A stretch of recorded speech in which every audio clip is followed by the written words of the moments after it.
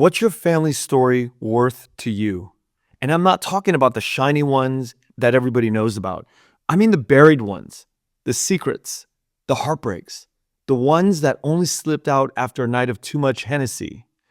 That's what Vietnam Story Bank is for. No polish, no rewrites, no editing, just raw, recorded, beautiful beating history. The kind that makes you sit up and hold your breath. Your father's memories of his mother's wildest dreams, your grandparents' laughter that echoes in your bones. We dig it all up, we record it, and hand it back to you, safe, untouchable, and unforgettable. Because when your stories disappear, they're gone forever. So go to VietnamStoryBank.com today and make sure your family's stories are recorded. This is 30 years in the making.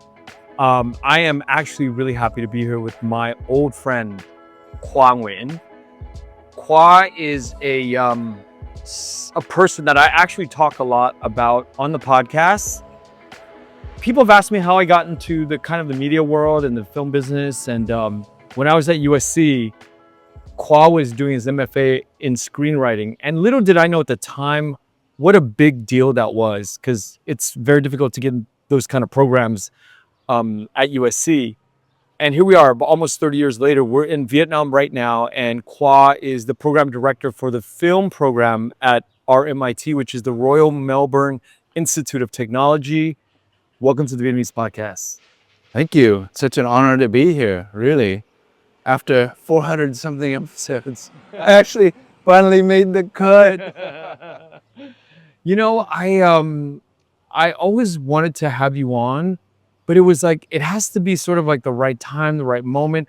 And it's also like one of these things where like, I was under a certain count, and in order to like bring people on like you, who the world doesn't really know about, right? Yeah. You kind of have to have a bigger count, like a bigger follower, subscriber count. So then when you bring on people that are like lesser known, it makes a bigger impact. I should have shared that with you many years ago, but that's sort of like the way I've been watching the trends of these things. So I asked you to come on because there's so many things, you know. You and my brother moved to Vietnam almost at the same time, about 20 years ago. He came, I think, 6 months before I did. Yeah. So I've been here now officially since June, 20 years, and Conan is pushing 21. Yeah. You're right. He came in February 2004, I think. Okay, yeah. I'll never forget that. Yeah. So both of you left me to fend for myself in LA. That was kind of, I should have went, you know, when I think about it. But we're here to talk about a lot of things. I want to talk to Khoa a lot about his thoughts of moving to Vietnam. You know, that's something that I've always wanted to do. I've dreamt of doing. Hopefully one day I will do. And beyond just the whole idea of moving to Vietnam, I want to talk to Khoa about film and filmmaking in Vietnam, the youth, because he's a professor at the University of RMIT here. And I think that there's so much information that I want to get to know today, even though we've hung out for so many years together. Sure, and happy to share it with the audience. So what we're going to do is we're going to talk about your early days, because I've always was fascinated by the fact that you made it to West Point. You got into West Point. I did. Right? Did get. Today, I want to know a lot about our regrets in the last 30 years, and a lot, not just regrets, but the things that we did right, you know? So I think one of those things is, here we go with the sound. No, this is Vietnam, right? We are in Vietnam. This is part of the environment, part of the soundscape of being in Vietnam. So I want to know, looking back, how the decision to not go through with West Point, did some point affect you? You know, when you were struggling in life, in times of distress, and did you ever look back and go, damn, I should have went to West Point? I think it's always in the back of your mind, always. I mean, I think if anybody doesn't know what West Point is, it's the military academy for the Army. And so the only way that you can get into West Point is through a nomination. So you have to get a representative's nomination and a senator's nomination. I did not know that. Before you apply. And then you've got to always pass the physical and all that stuff so that you're... So you had to go through all that. Yeah, and you got accepted. Yeah. and you so- turned it down. yeah. What the heck did your mom and dad feel at the time? Oh man, they're I can't imagine. particularly my dad, because my dad is a military man. And so he felt tremendous pride when I applied and went through the process and then got the nominations and then got accepted, right? So full on acceptance to the US Military Academy at West Point. And it was a tough decision for me. One, I'd never been away from home. That would have required me to go, I think it's Maryland, right? Where West Point is. And, at that time and all throughout my early years growing up, I had asthma. And so I was not the healthiest. And even when I did my physical, which was at the Presidio in San Francisco, I don't even know how I got accepted because I thought I'd failed the physical. Because of that. Because of asthma. And then there was this, they made you do exercises to see what your health was like, Yeah. and they made us run. And so imagine a bunch of guys lined up to do this run in this gymnasium, right? Back and forth. And I was in there with a bunch of really big dudes, like big, tall American, Caucasian dudes and African Americans. And I'm this, relatively small Vietnamese guy, and we started running. And I'm like, and they're hauling butt. Yeah. And I'm just trying to keep up with him. And in trying to keep up with him, I was going faster in my mind than what my legs are actually doing, and I actually fell. Wow. I fell like 2 or 3 times.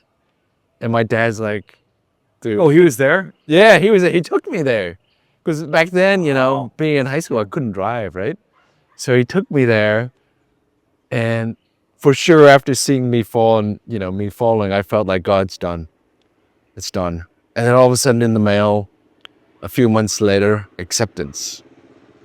And I think my dad at the time, was shaking. He was so disappointed, because we'd gone through that whole process of getting the nomination and everything, writing letters to the center. They wrote back and they nominated me.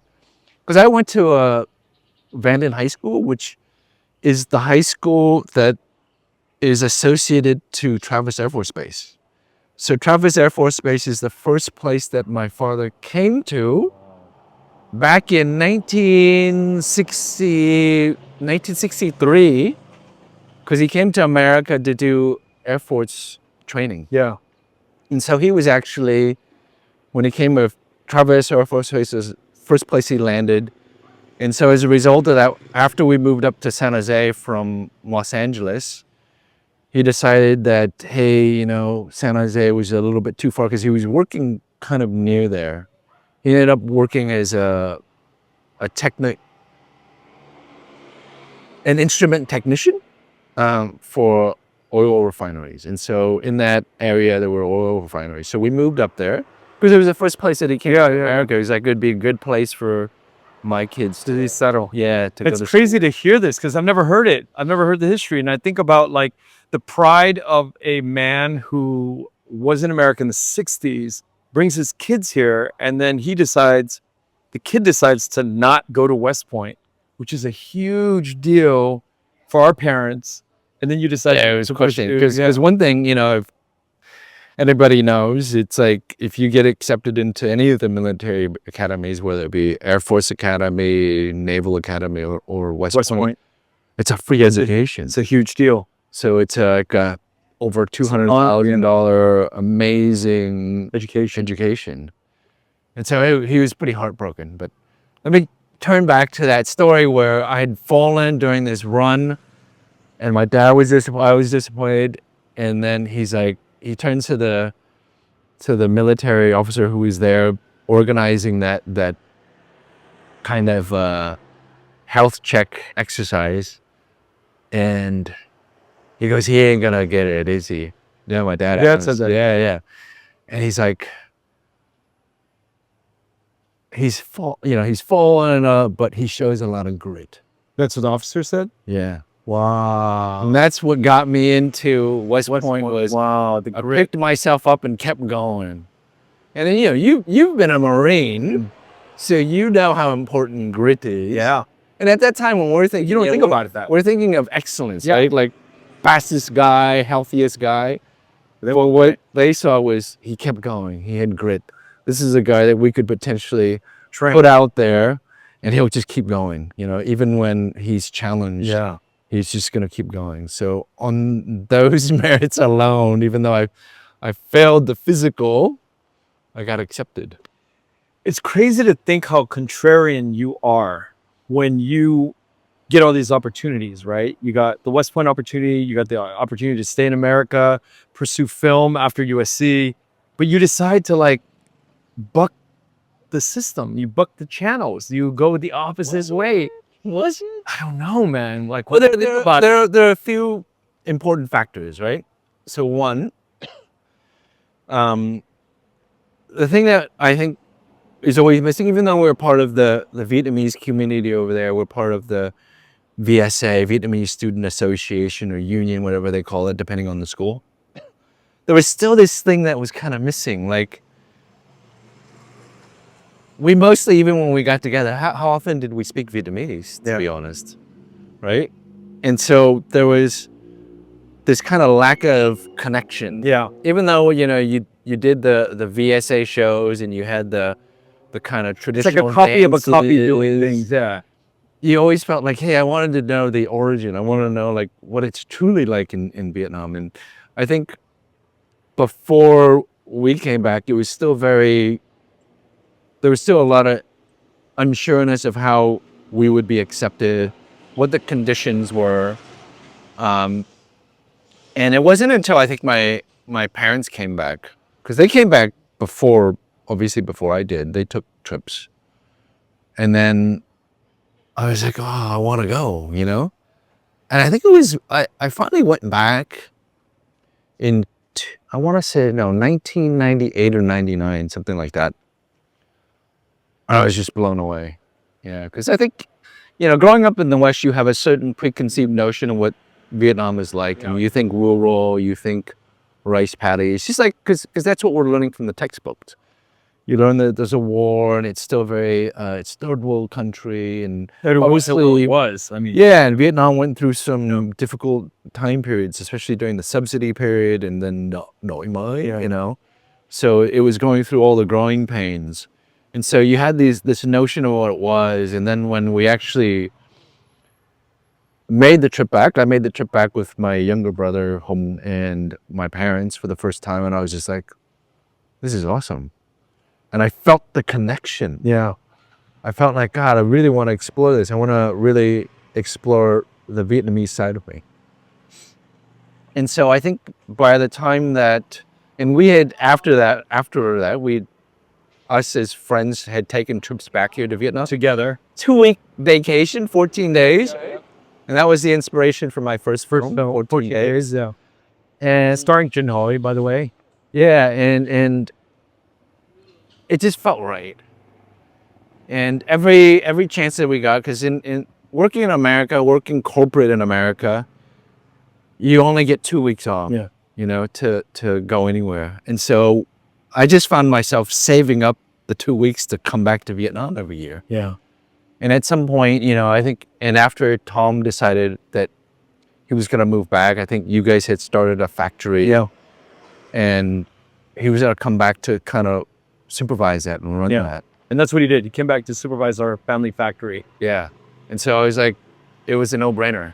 And now also, I have to admit, being somebody who studied film and wanting to make movies, and I've always, without a doubt, always wanted to tell Vietnamese stories. Like, I never saw myself telling A Vietnamese American story. Yeah, or even just American stories, like just get into the mainstream. And do I regret not going that direction?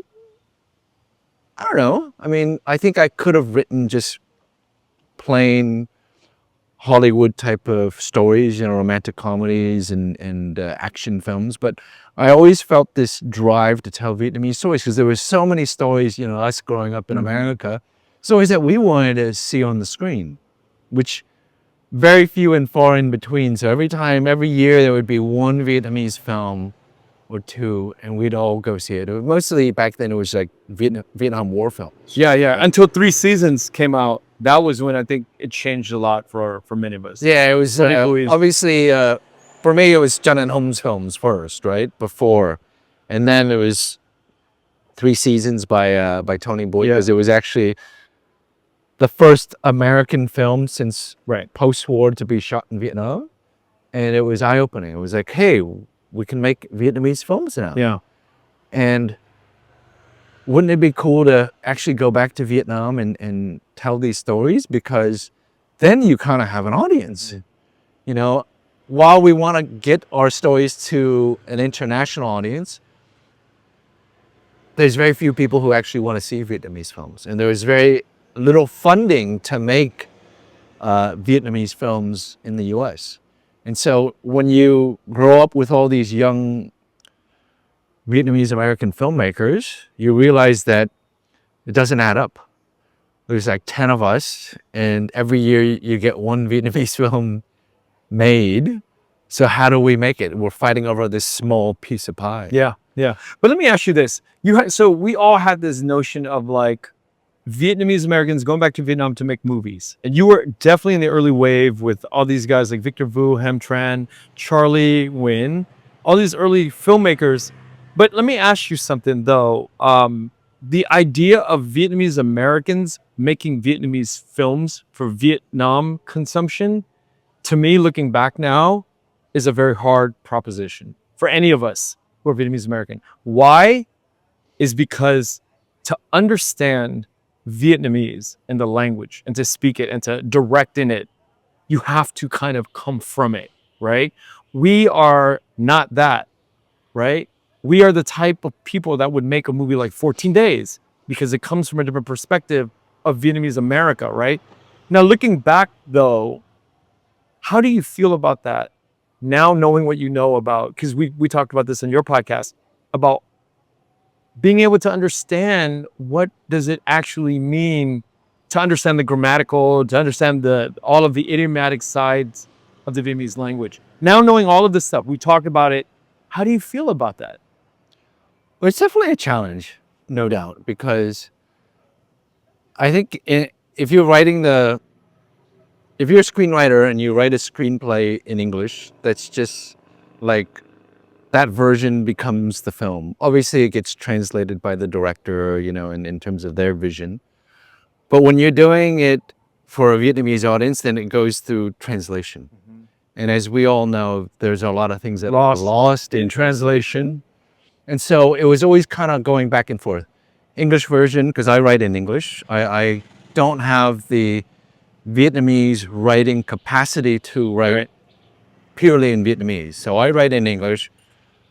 At that time, I did my first draft in my own kind of Vietnamese version, you know? So I guess, what would you call it? Vietlish? Something like that. Yeah, right? And then I give that to a local person to then Vietnamese it. Localize it even more. Localize it. But always through that localization, it then has to come back to English. And then I make more adjustments. Because, you know, obviously there's ways that you would say things or certain phrases. You can't translate things word for word or else it sounds awkward. Yeah. And so it's trying to figure out, well, what's the Vietnamese equivalent of how I would say it in English? And so I think even nowadays, I think even with Vietnamese films made by Vietnamese Americans, there's still a little bit of awkwardness. And I'm told this by a lot of Vietnamese viewers, that it still sounds, you know, kind of Vietnamese American and not Vietnamese. So it's a process, and it actually, you know, makes screenwriting, I think, a lot more difficult. It takes a lot more time. And of course, we want to do it authentically. We want to do it right. We don't want to offend the local audience. So we're always trying our best, but we know that we can almost never get there. We can never get there. The chasm is so wide, right? That bridge to cross. I mean, because not only are you dealing with like grammar and syntax and idioms, real tools in the Vietnamese language versus the English language, there's this also crossover into the actual mentality of a Vietnamese human being Yeah. that you can't grasp. We can't. Yeah. And I feel like I know a lot about Vietnamese culture and blah, blah, blah, but I'm still never going to be a Vietnamese local, nor am I going to be fully American. Exactly. Exactly. Right? So where does that leave us now as these people who are like third culture Vietnamese American, kids out in the world? Yeah. Yeah. And you bring up a good point in that third cultural hybrid in a way. We're not quite there. We're not quite here, but we're somewhere in between. But that's kind of the position that I take even for, my PhD in screenwriting, is that I bring something quite unique to the table because of that. And hopefully that comes out in the types of stories that I embrace, that I decide to tell, and also the certain perspective in which I tell it through these characters.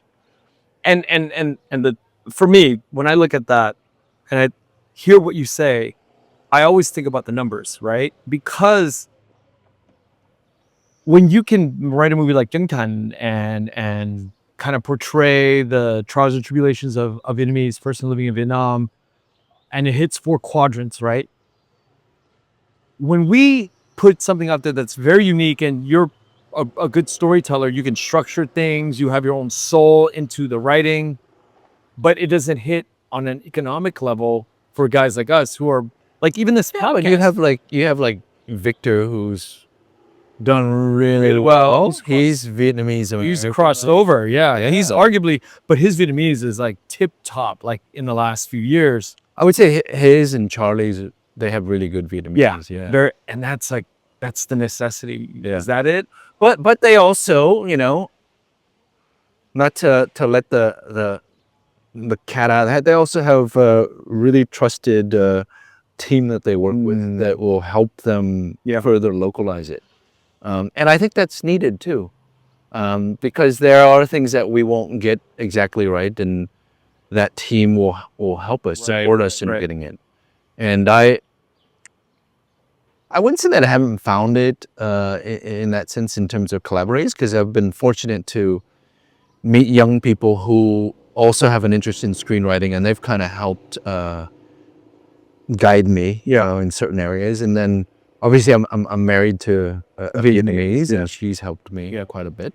Let me ask you about this proximity to young Vietnamese at school who speak perfect English, by the way. You're working with them throughout the last few years. How much change and progress have you seen in the young people who are making movies today? What's the delta? What's the change that you've seen in the last few years? I think obviously now things like YouTube, Equalizes the language and it democratizes everything, because now they have access. And the fact that they understand English makes it even more powerful for them, because now they can watch all these podcasts, they can watch tutorials really easy, so they can pick up all of the skills that they need to really advance themselves as filmmakers, and they do. And you could tell. I think the one area of shortcoming is still the storytelling. And I think part of the reason is that because of the way that they're brought up, storytelling maybe isn't emphasized as much in Vietnamese education, and becoming a writer is not emphasized. so it's not There's more practical careers that Vietnamese parents want you to follow. Right. And so they don't gravitate towards doing that. And it's a muscle that you have to constantly work out. Yeah. Storytelling is a muscle. Yeah. So they don't come across, maybe creative writing. Yeah.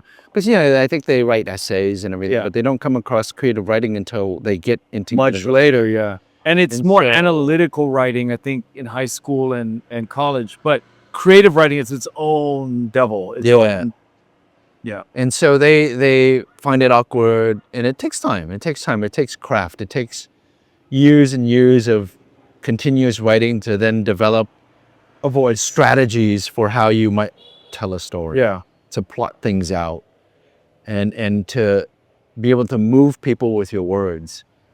I'm not saying that's true with everybody, you know, because I find that there are young writers who are amazing.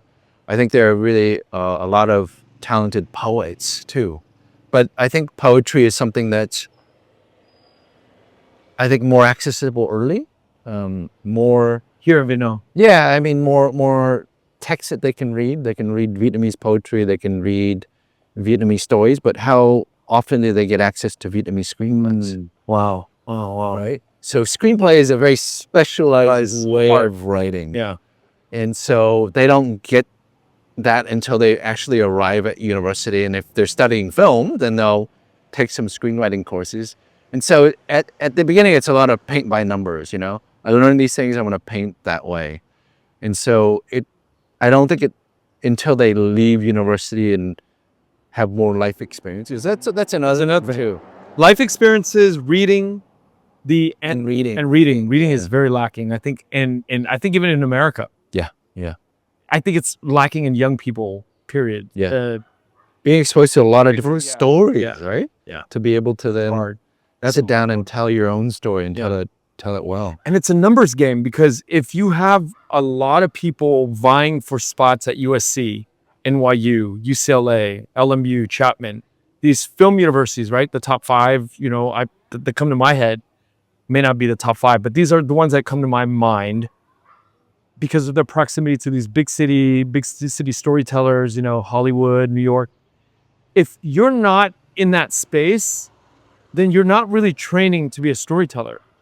So it's a numbers game. There's so many people that are trying to get to those 5 universities that they're working on their craft like earlier in their lives. Vietnam is not at that level at numbers wise to have that many young people trying to train to get into the West Points of the film industry here in Vietnam. And that's a problem because they're not thinking that that's a possibility yet. Yeah. Yeah. And I think it's because it's very easy when you're exposed to a lot of media to then want to tell stories that are maybe not Vietnamese. And it's also sometimes being embedded here, you don't see things the way that maybe somebody who maybe comes from overseas sees things or sees certain beauties and that sort to tell those stories. Yeah.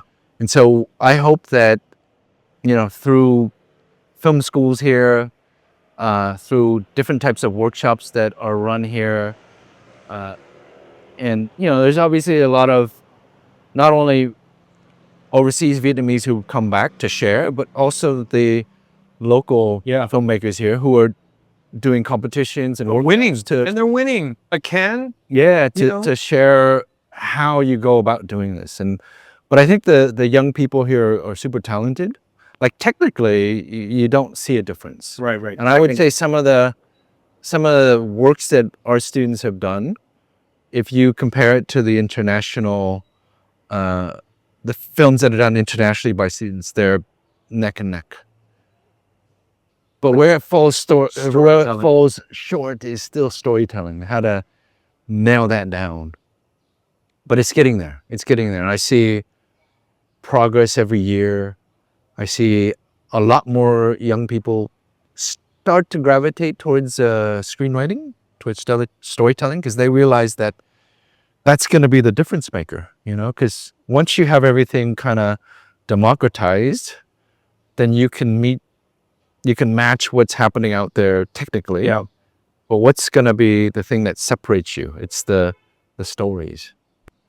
You know, we talked a lot about the good things, the aspects of moving to Vietnam that are amazing. And I think that's a natural thing. I like to hear those things, but I also like to hear the bad things, the things that you regret, because I think that's sort of like the title of like what brought me here. But in the beauty of the regrets and the harsh stories, I think we can find beauty in the lessons that you're about to, you know, unleash. Because I want to know, if you look back on the 20 years that you were here, what are some of the things that you regret?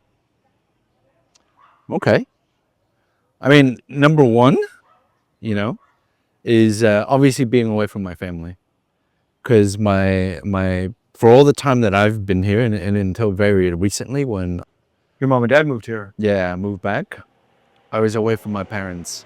And so all those years of missing out on really getting to know them, because then, you know, you're always over the screen. I feel regret in that I could have spent more time with them. I could have That's not a spent more. Vietnamese thing. Think about it. Like all these kids that are growing up in Orange County and they have to move to, you know, Minnesota, Wyoming, or Dakotas to do work. You know, they're working in the oil industry or whatever. Everybody's moving away from their parents. I mean, I think that's a very life thing. That's, yes, moving to Vietnam might be that regretful thing, but I think you would have had to deal with that if you were in the military, right? If you, whatever the thing that you did, if you were a filmmaker living in LA, they were still living in San Jose. So that's one thing that Tom or you can't change. Absolutely, Yeah. absolutely. But That's a regret. that's a regret, because had we stayed, I think, had I stayed in the US, I would have most likely gravitated near them, or be in a distance where I could see them more often, and hopefully, you know, spend more time with them. But I'm very fortunate to have had, you know, I got the last 6 months. Your dad's life. Yeah, my dad's life, and you got to meet my kids. My kids got to know, you know, Their grandpa. grandfather, and now obviously they're still spending time with our grandmother. So it's awesome that I got those last 6 months with my dad. Yeah. Yeah, and Another regret. another regret would be I mean, it doesn't even have to be a regret. It's more like, what would you do differently looking back in the 20 years of moving here? I don't think I would have. Had I stayed in the U.S., I probably wouldn't have been in the film industry. That's the honest truth.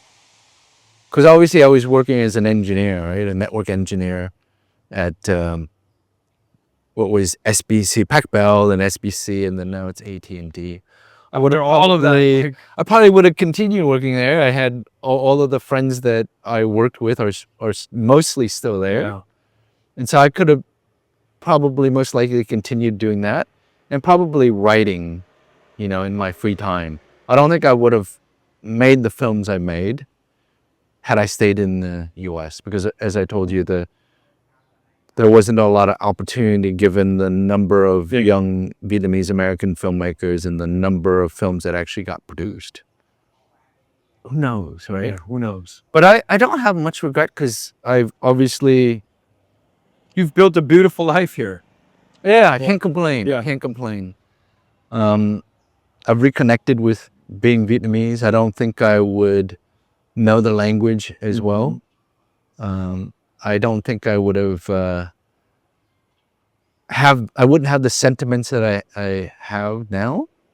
I think I would have been definitely more American than Vietnamese, and so I guess I've benefited the best of both worlds. I still love the Vietnamese side of me, which I've obviously gotten more of living here, but I also have a very American side. So I still love American food, hamburgers, Sports. dogs. I love sports. I love American football. I keep in touch with my friends through sports. So I play fantasy football, even though I'm a 54-year-old man. Yeah. But that, for me, it's not just about engaging that. It's just reconnecting with friends that I have in the US. Yes, yeah. And so, You know, there's this idea of, you just brought up something that I'm thinking about a lot, is that our kids going away to college, right? I've asked several people now who are highly successful in their 70s and have superstar kids, right? Who go off to, you know, LA. They're from the East Coast. They send their kids off to LA or New York, wherever. And I've asked several people now, like our parents' generation, I go, looking back, all that time away, you guys sacrifice everything to get your family and then have kids in America for them to like take off and leave. How many years, 30, 40, 50 years of not being together? Looking back, would you have queen kit? Would you have motivated your children, encouraged them to go to these big Ivy schools, or these colleges that were far from you, because it launched their lives and lived very far from you. Yeah. And you know what they all say to me? You go, no, I'd rather keep them close. I'd rather have my children, every one of them. Yeah. Because think about it, like you have these kids, right? You gave them wings and They flew and they don't really ever come back. Yeah. And then you see this really different version of what you thought was going to be these kids, but they've turned into Americans. They turn into Vietnamese Americans who left to Vietnam. And then, like, when you think about it, because I've talked to, like I said, all these people, and then I've asked my mom the same thing. And she said, definitely do not encourage your kids to go off to college in some far, you're going to lose them forever. She was, That's her regret then? Would you say that's a regret? I think it is definitely my mother's regret about Tom. Okay. Definitely a regret about setting up that factory in our family. And I had to anchor it, but with sales in LA. And then he had to anchor the factory with the design and the texture of the textiles that we make. Yeah. And then he left to Vietnam and set up shop as a VFX supervisor, animator guy, kind of guy. Yeah. Lost her son. 20 years of no real interaction, unless it's like once a year, Tom comes home, what, every 2 to 3 years? Yeah. It's a painful thing. And when I'm like thinking about my children, I'm like, I don't know if I want I want to be separated from the kids. You don't want to be, right? I don't want to be separated from them. That's why I don't want to move back to Vietnam, because I don't want to be separated from my kids. Yeah. How do you feel? I think for me, being an older dad, right? That's the whole premise of my show. Yeah.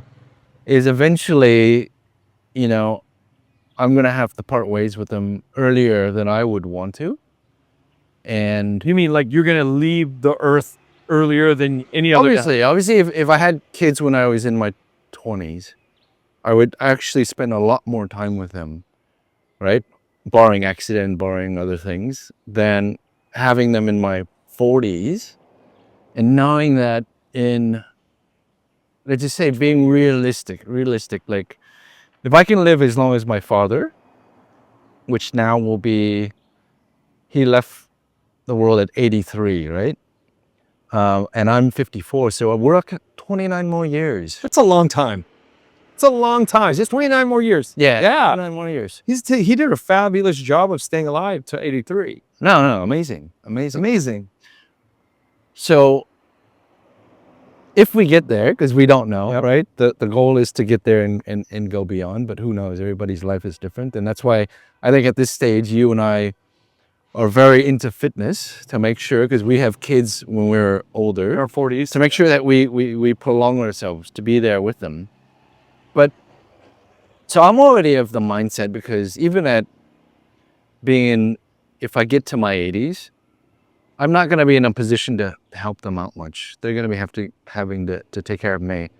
And so I feel like whatever is good for them, if that means being away, would I want to be far away from them? No. At least that's how I feel now. Who knows, in 10, 15 years, 20 years, how I feel.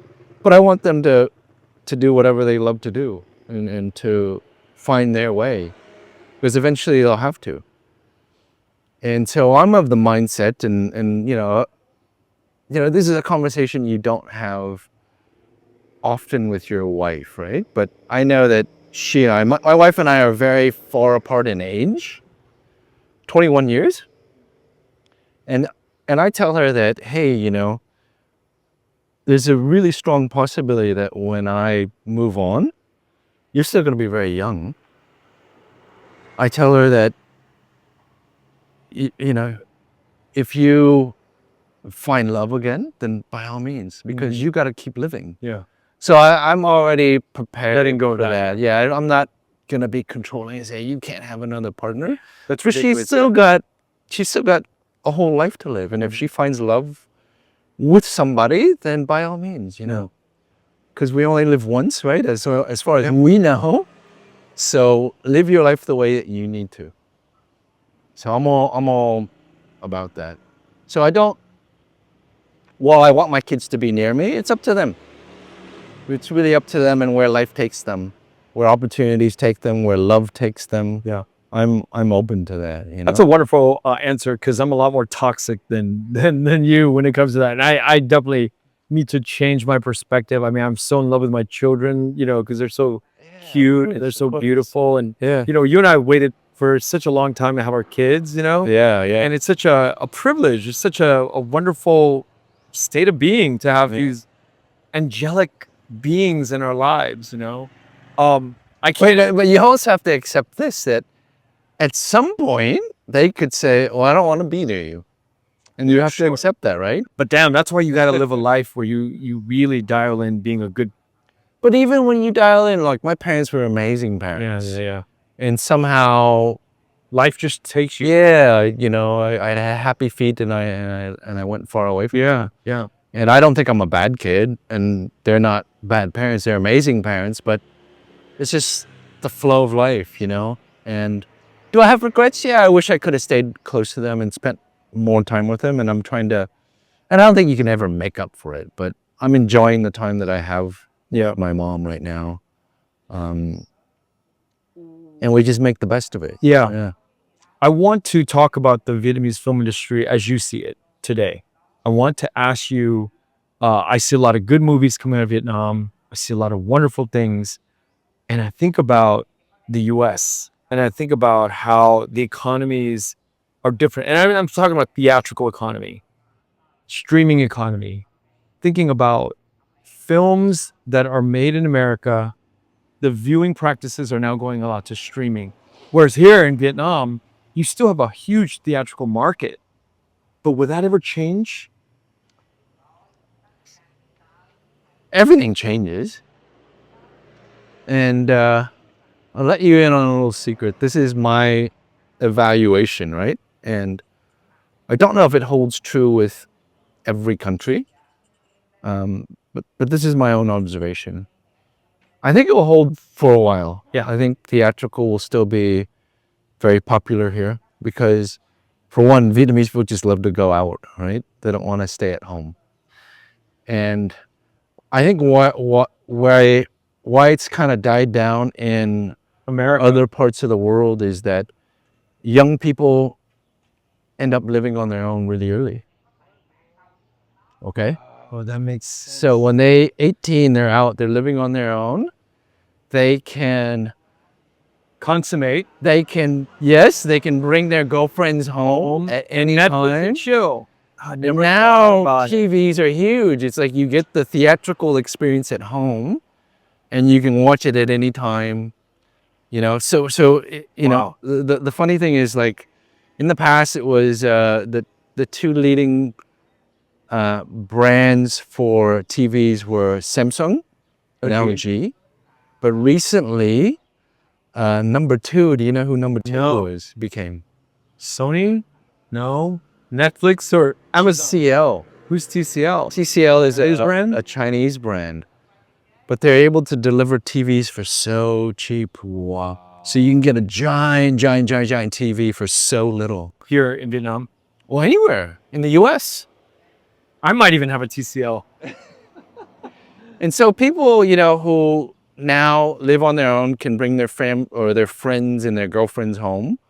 Well, of course, just watch it at home, watch streaming, rather than go to the theaters where you got to pay heavy ticket prices and pay for expensive popcorn and drinks. You can do that all at home for so much less. Whereas in Vietnam, when you're living with your parents, you're not bringing your friends home. You're not bringing your girlfriends home or boyfriends home. Not doing that. So you have to go out. And so That's why the numbers. that's I think it's observation. What do you think? I think it's a great point. I never, you know, I always thought it was the heat. But if you're inside, you're in AC. Yeah, So it's not the heat. Yeah. In fact, you don't even want to go to the theaters because you have to traverse the heat. But that family structure is a brilliant, I never thought about that. Yeah, so you got to go out. That's why many hotels do so well. That makes sense, man. It makes sense. Your Your other, yeah. And we all know that, you know, I mean, being young, you're gonna have boyfriends and girlfriends. Yeah. And so you got to go out. So it's the organization of society here. It's organized very differently. Yeah. Yeah. So They- I think it's as long as children or young adults still live with their parents, Yeah. they generally do so until they get married or after they get It's married. expected here that you maintain multi-generational living. Yeah.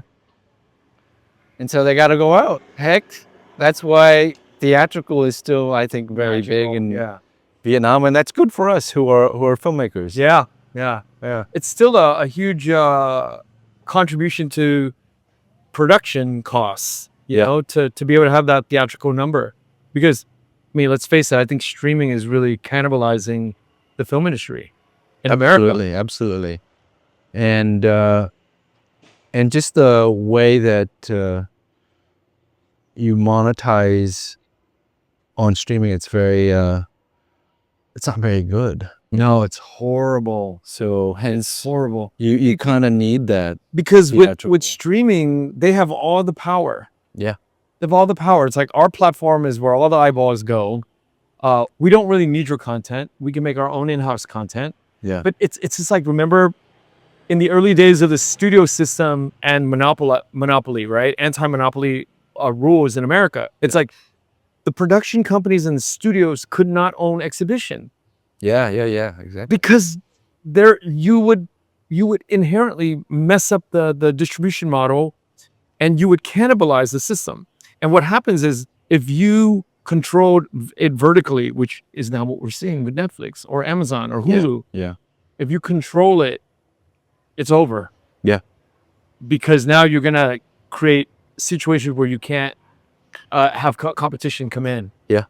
Yep. It's scary. It's, you know, it's these early business people who came in and blocked the anti-monopoly rules of theatrical and separated production studio models understood something very much about the model of vertically integrated situations. Yeah.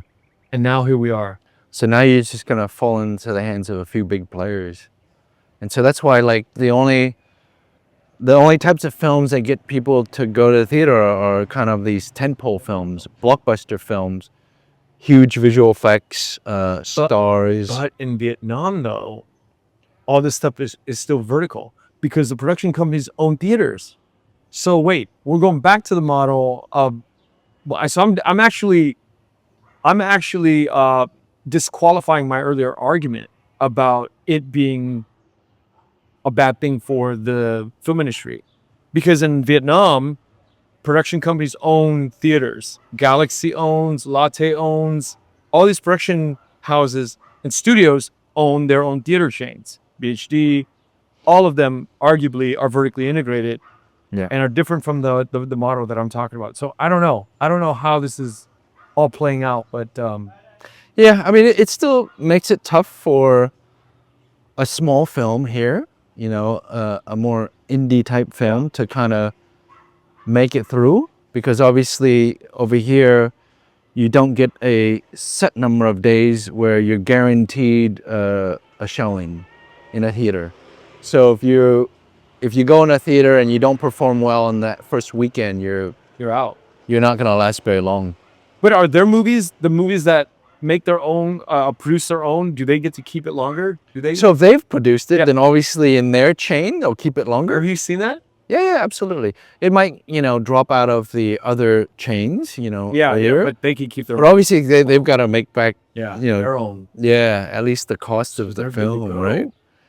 To some extent, because it will reach a point where you just have empty theaters, and then you're like, okay, I've got to cut it loose. Diminishing returns. Yeah. But I think what's nice here in Vietnam is that there is still that opportunity, if people are daring, to just continue to make films, because obviously production costs here are a lot lower. Yeah. And it might take that one kind of special film, one or two special film that maybe is done on a super low budget to then have amazing, you know, Numbers, astronomical success. And that might open up that's still the possible doors. in Vietnam. Yeah. You can still make a movie far below what like $1 million is what it costs to make a decent movie here in Vietnam. You could still make a movie for like 400 or 500 grand and get away with some, you know, you can get away with making a lot of profit at the box office. Yeah, yeah. I mean, not in the way of like, or in the way of like a Blair Witch project or something like that. It's possible. We don't know. I don't think people have tested the market enough. And obviously, some of the theater chains, they always want to prioritize their projects. So again, it comes down to that opening weekend. Can I get the word of mouth out to enough people so that they come that first weekend to then give you a second weekend, and so on and so forth. So we've covered the gamut. We've talked about, which is what I wanted to come and talk about, is like any regrets. But now I want to ask you in closing, what do you feel were the great things about your decision to move to Vietnam? I got to live out my dream of being a filmmaker. So screenwriter, directed my first film after 10 years. So the rule of thumb when you finish film school and they tell you before you leave that the reality is that it takes about 10 years before you make your first feature film. Wow.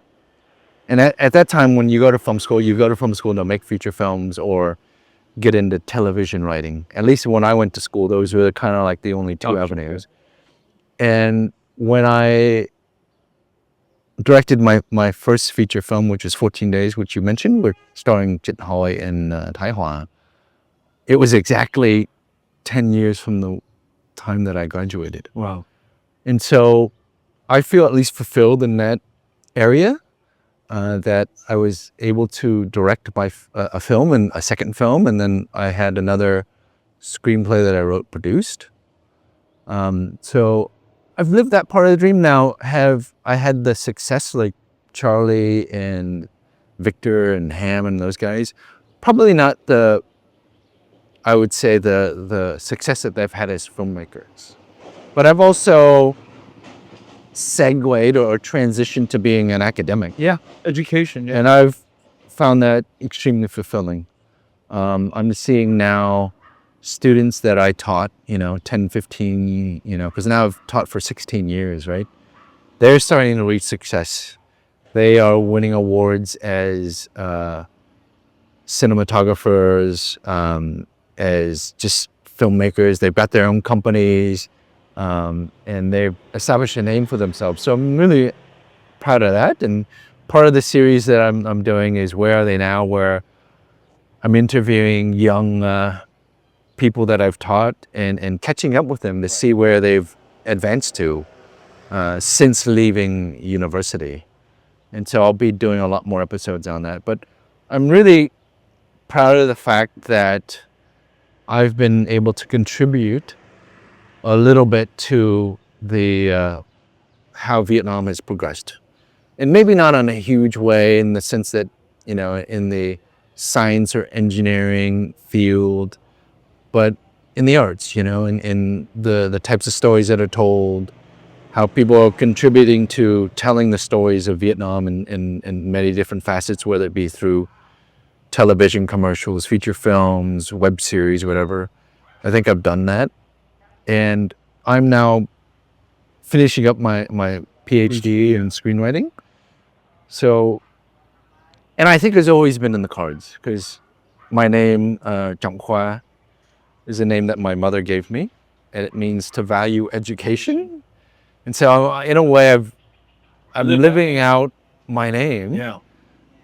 And I do truly embrace it. I value education, and I like to share my knowledge with others through, not only my teaching, but through now YouTube. Yeah. It's amazing. Yeah. And so I'm proud of where, I've been able to go. And again, it's never over.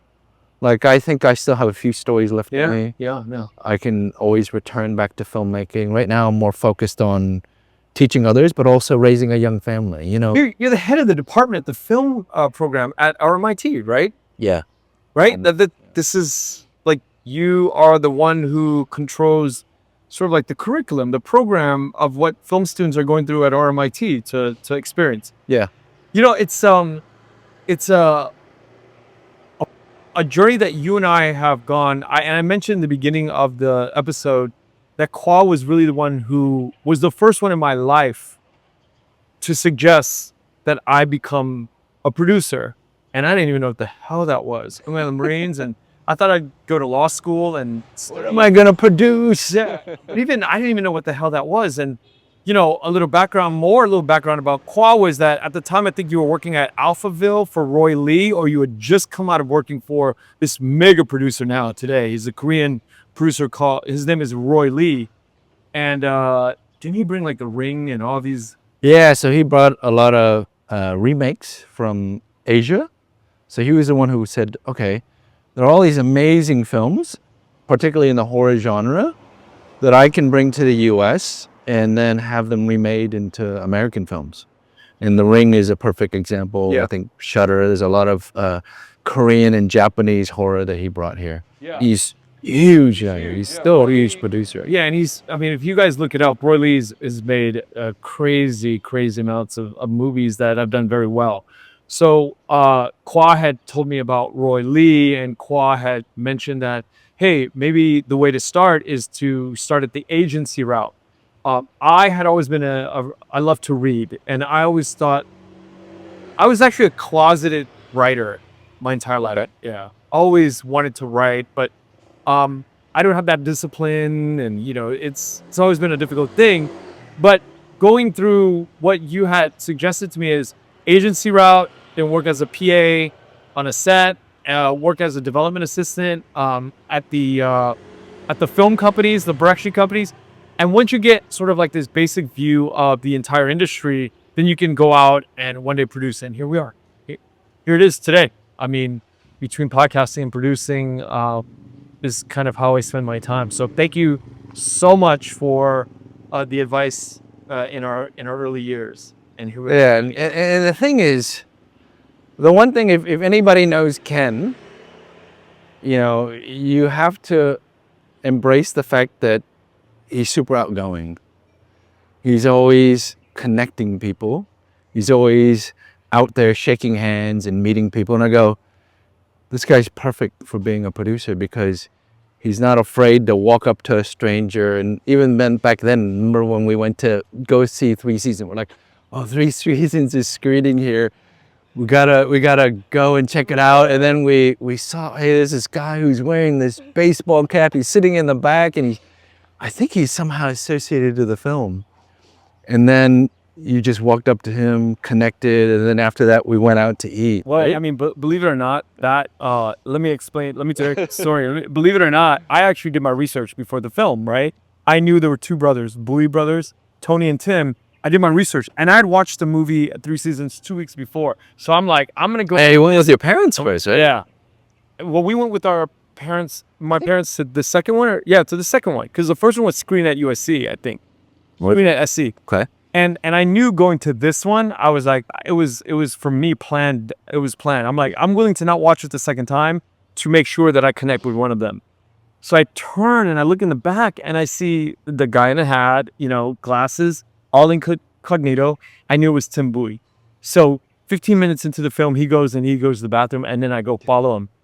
I follow the guy. I follow Tim, and Tim and I stop in the hallway. He's like, I'm like, hey, you know, I have you, Khoa, my brother. The 3 of us were still students at USC. We want to pursue film. Will you spend some time with us after this movie? And he's like, no. He's like, what a weirdo, right? Like, you just can't just roll up. Like, now I know you just don't roll up to, you know, filmmakers like that or anybody in the business and do that. But I did it, and he said no. He said no to me. He's like, no, I have to actually go back to my girlfriend. And, you know, I go, no, you don't understand. You're visiting my town. I'm from here. I will give you all the X, Y's, and Z's, the access to, you know, the clubs and all of the things that, you know, all of the shenanigans that I was living at the time. I'll like open these doors up for you. And I know you're just like, you've been only here for a few years. And I was like partying hard at that time. And so he gets back on the phone and calls his girlfriend. He's like, all right, where are we going? And then we went to Cantor's, me and Tom Yeah. to Cantor's. And I tell that story several times, and this is the person that actually was with me that night that really changed our lives, because at that point we just started to kind of like, all of us had this big community within the Vietnamese film industry in those early years. It was in the late 90s.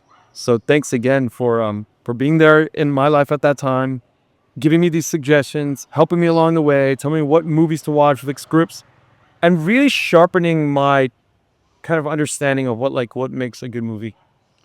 Yeah, and you know, obviously you've been a part of my journey as well, Yeah. and it's helped me to realize a lot about myself, shortcomings as well, lots of shortcomings that, you know, and in life we're continually working on these things. But the fact is, you know, we've done it together, even though, you know, we don't spend a whole lot of time together because obviously you live in America and I live here, but we're always connected. And every time we see each other, it's like anayam, Yeah. right? Brothers. I And, literally see my brother. Yeah. yeah. And so I've always loved the fact that Ken is unafraid. You know, he's unafraid of challenging situations, raising his hand, going out there, making the connections. And I think that all this has happened naturally to where you've kind of entered and pivoted to doing this amazing podcast that you do. Because now you're putting your voice out there and you're connecting people as you've always done. And I'm just proud and happy to see you, you know, become successful at it. Thanks, man. We got another 30 years to do this. So we got a long journey ahead of us. We're just getting started. Yeah, Thanks, man. for sure, man. And hopefully, you know, down the road, we'll keep popping up on each other's shows. Yeah. Tell everybody about your two shows. He just started, Khoa just started his YouTube journey. So yeah, tell everybody so where we can find you. Yeah, so on December 25th, Christmas Day, my wife and I decided to start a YouTube channel called Mẹ Trẻ Bố Già, or Young Mom Old Dad. And the reason why we started it was because it was after my father passed away.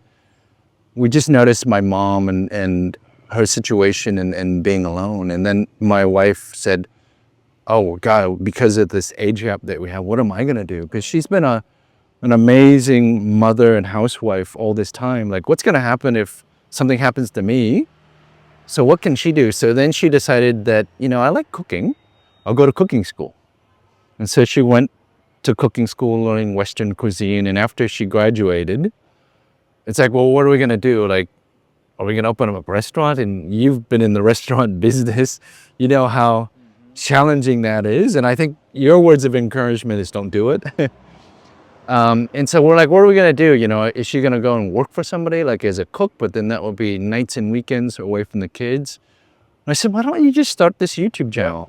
And so she started to share her cooking on YouTube channel. And since then, we've been doing that for 7 months, and it's kind of getting some traction. And we're trying to just grow it organically. And through it, she's developed her own voice and way to tell stories and to share her cooking and just the confidence, you know? Yeah.